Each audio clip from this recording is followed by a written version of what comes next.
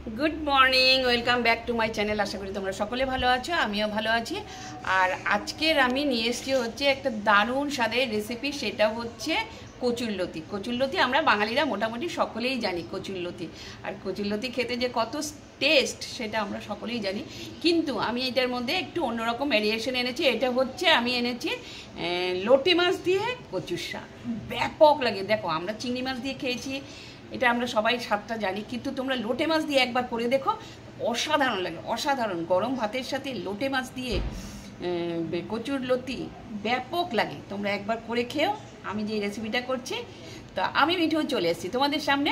চলো আজকে তোমাদের রেসিপিটা দেখাচ্ছি, করে খেও, ভীষণ টেস্টি। দেখো, লোটে মাছ তো মোটামুটি ধরো আমরা সকলের বাড়িতেই লোটে মাছটা হই, দুটো নয় রেখে দিলাম। পরিমাপটা দেখবে কার কতটা কচুরলতি, সেই হিসেবে তোমরা লোটে মাছটা দিও। যদি যার বেশি থাকবে সে একটু বেশি দিও লোটে মাছ, আর যার কম থাকবে সে একটু কম দিও। ব্যাস, দ্যাটস ইট, হয়ে গেল আমাদের একদম চট জলদি। এটা ভীষণ তাড়াতাড়ি হয়। চলো তোমাদেরকে নিয়ে যাচ্ছি আমার রান্নাঘরে। চলো আজকে দেখাবো হচ্ছে লোটে মাছের চচ্চড়ি। দারুণ। লোটে মাছের সাথে কিন্তু অবশ্যই কিন্তু আছে কচুরলতি। চলো, খুব সুন্দর হাওয়া দিচ্ছে, ভালো লাগছে। নিয়ে নিলাম এক আটি কচুরলতি। দেখো, কচুরলতিটা কাটা কিন্তু একটু ডিফিকাল্ট আছে। দেখো, সবার প্রথমে কচুরলতিটা নিয়ে এই যে আমি বাঁধনটা খুলে নিলাম। বাঁধনটা খুলে নেওয়ার পর দেখো, আমি আস্তে আস্তে করে সব একটা পিস করে নিচ্ছি। মানে ওটা একটাই করেই থাকে আর কি, লতিগুলো, বুঝতে পেরেছ?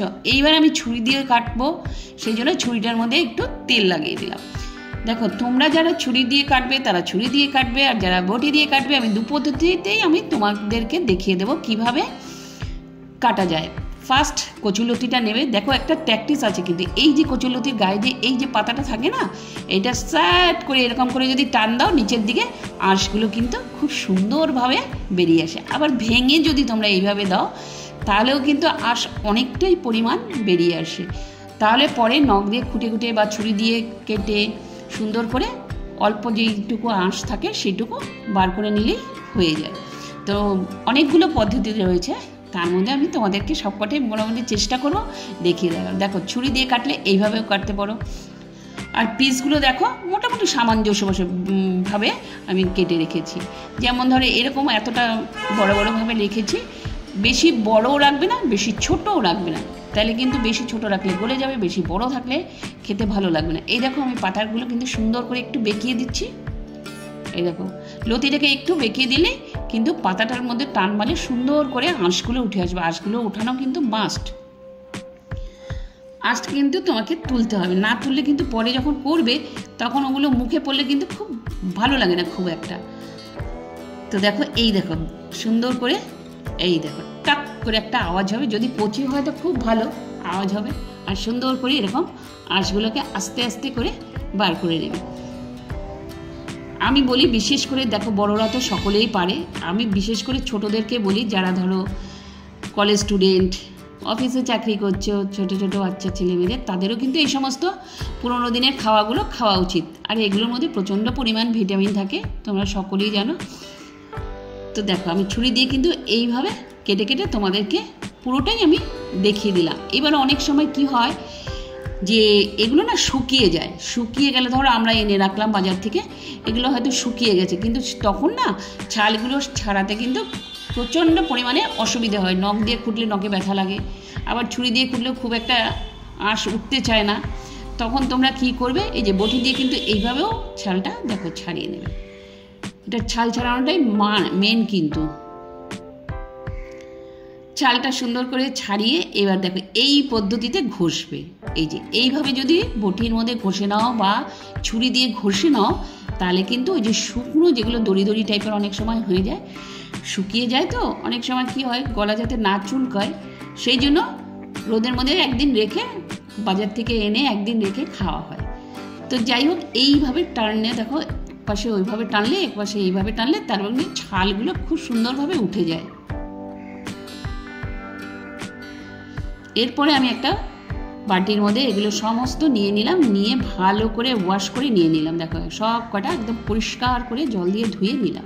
যাতে আঁশগুলো গায়ে না লাগিয়ে থাকে। কড়াইতে জল দিয়ে দিলাম। অবশ্যই কড়াইতে ফুটন্ত জল দিতে হবে।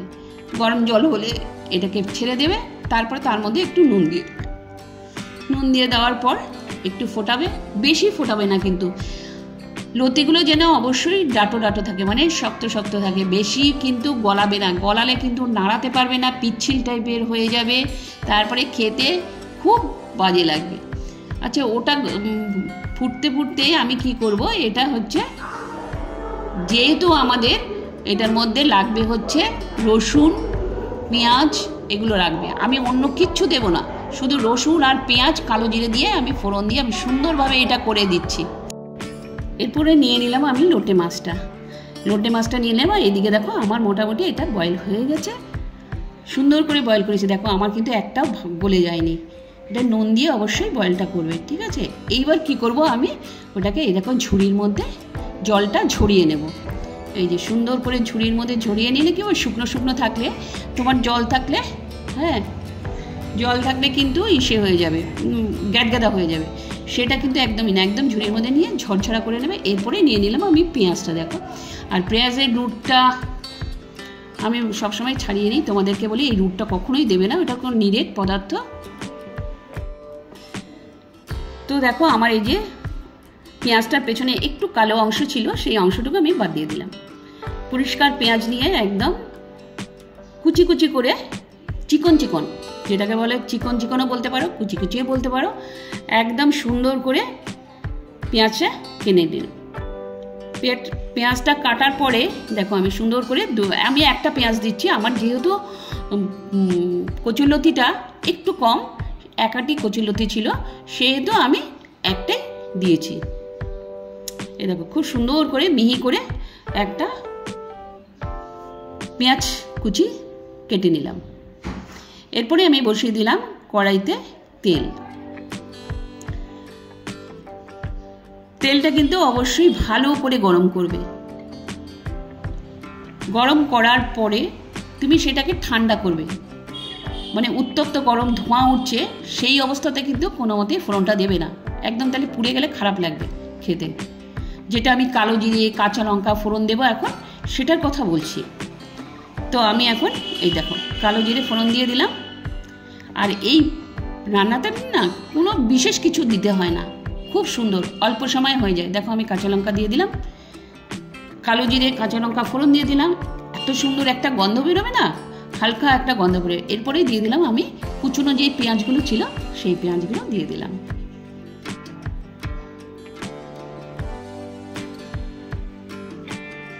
এবার হালকা হাতে এগুলোকে ভেজে নেব, খুব বেশি ভাজতে হবে না, একদম লাল করে কড়কড়া করে ভাজতে হবে না, হালকা ব্রাউন থাকবে কিন্তু নরম নরম থাকবে। তোমরা জানো যে নুন দিলে কিন্তু নরম নরম হয়ে যায়, তবে নুনটা আমি এই মুহূর্তে দিচ্ছি না, আমি একটু রসুন কুচি দিয়ে দিলাম। রসুন কুচিটা কিন্তু একটু বেশি মাত্রায় দিতে হবে।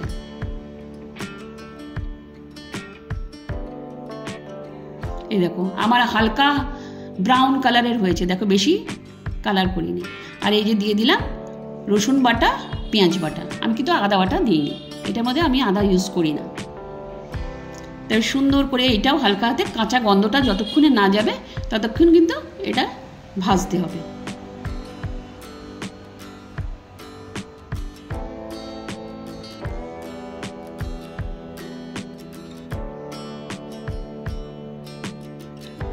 আমার দেখো প্রায় ভাজা হয়েই গেছে, তেলটা ছেড়ে দিয়েছে পাশ দিয়ে। এবার আমি দিয়ে দেব লোটে মাছটা। এই দেখো পাশ দিয়ে যে তেলটা বেরিয়ে গেল না মশলার, এখন আমি দিয়ে দেব লোটে মাছটা। লোটে মাছটাও হালকা হাতে সুন্দর করে ভেজে দিলাম।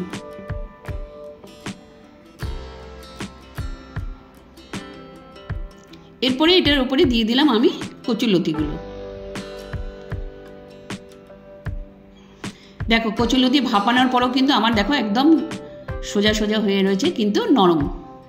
এরপরে দিয়ে দিলাম আমি নুনটা দিলেই যেন একটু নরম হয়ে যাবে। এবার দিয়ে দিলাম আমি হলুদ।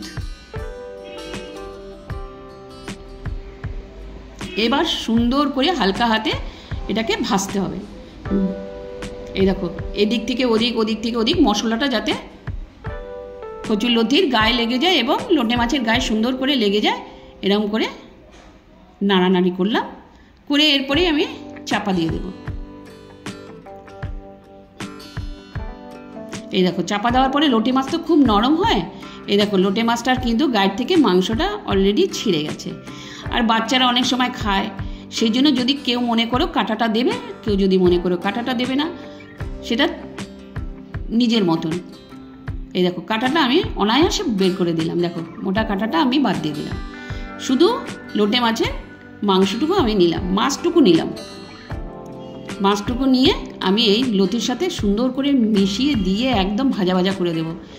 তাই বলে শক্ত শক্ত ভাজা ভাজা না, কিন্তু একদম নরম নরম থাকবে, তুলতুলে থাকবে, ভেতরটা জুসি জুসি থাকবে, আর ওপর দিয়ে সুন্দর ভাজা হয়ে যাবে। দেখো আমার হয়ে গেল, এটা কাঁচা গন্ধও থাকবে না, ভীষণ ভালো হয় খেতে, ভীষণ ভালো হয়। যদি রেসিপিটার কোথাও কিছু ভালো লেগে থাকে লাইক করো, শেয়ার করো, সাবস্ক্রাইব করো।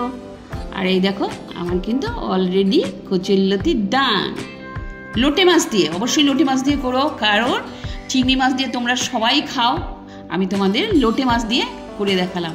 এই দেখো কি ইয়াম্মি লাগছে দেখতে, ব্যাপক হয়েছিল খেতে, একবার খেয়ে দেখো এরকম করে, দারুণ স্বাদ হয়, দারুণ স্বাদ, অসাধারণ স্বাদের একটি রেসিপি তোমাদেরকে দেখালাম, লোটে মাছ দিয়ে কচুরলতি।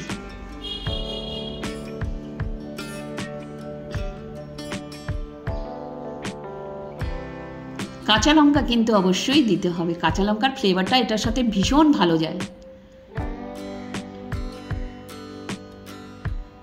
দেখো দারুণ মাখো মাখো, গরম ভাতের সাথে খেয়ে একবার দেখো, অসম্ভব ভালো রেসিপি।